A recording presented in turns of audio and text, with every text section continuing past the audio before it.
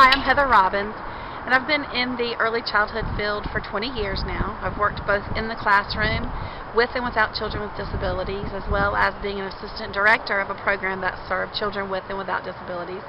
I've been in higher education in the birth to kindergarten programs in our state of North Carolina, and I've also recently been back into pre-kindergarten and kindergarten programs.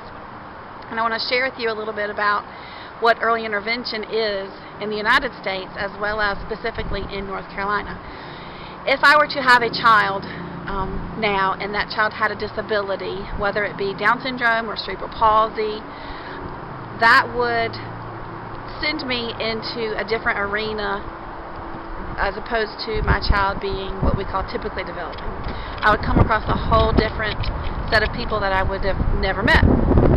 Because of that, I would probably be in shock and be going through some denial and be going through grief and the fact that perhaps I didn't have the perfect healthy child that I'd hoped to have.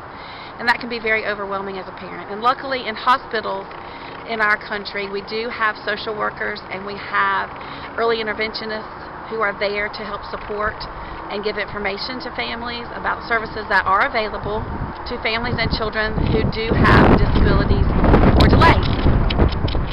Specifically, we have in North Carolina a child find system.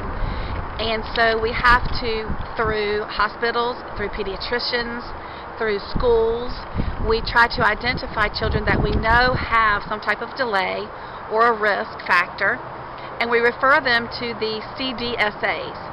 And those are agencies that have psychologists on hand and early interventionists who can do developmental screenings with children to assess how those children are doing and what kind of needs that child and the family may have.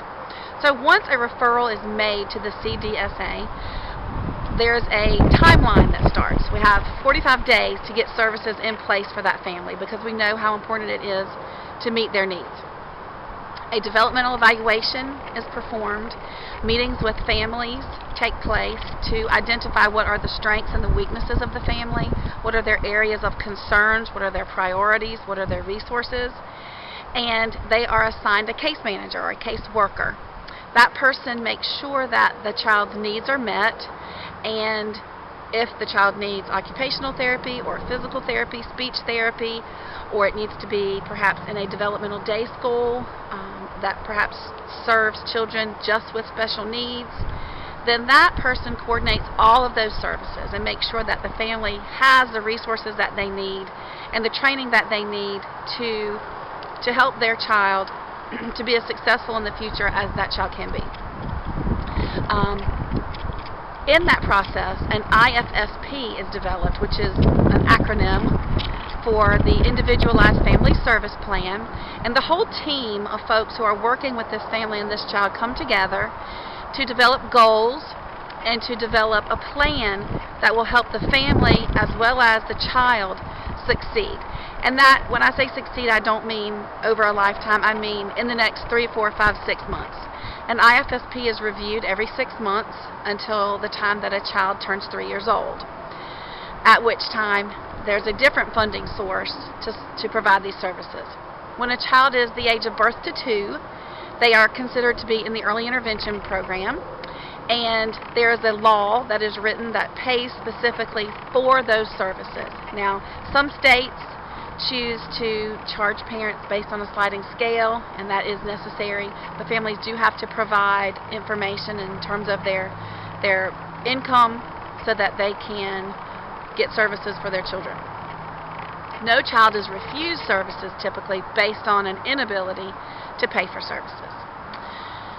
So when a child goes through this whole process, the family comes in contact with lots of different people that they probably would not have met. Pediatricians are involved, audiologists lots of times, psychologists, and when I say that I mean someone who is trained to diagnose various disabilities as well as do developmental assessments. I don't mean psychiatrist, which is someone who provides mental health assistance, so there's a difference there. The person who is implementing any type of what we call special education or early intervention is known as an early interventionist, and that person typically has between 12 and 15 children that he or she may visit and see and make sure that that child's getting what they need and providing hands-on training to the parents to help that child reach their goals, to help that family reach their goals, whatever their concerns are. When a child is about 2 and a half, that early interventionist, the caseworker, then makes sure that they inform the parents of what happens in terms of the law, because things do change. We go to a different funding source, and so it's important to start visiting different places, different preschools. There are usually school programs. The parents just need to know their options. So when a child's 2 and a half, this transition meeting starts. And so that parents can go and visit these programs and know what's available to them once their child does turn 3, so that there's a plan in place.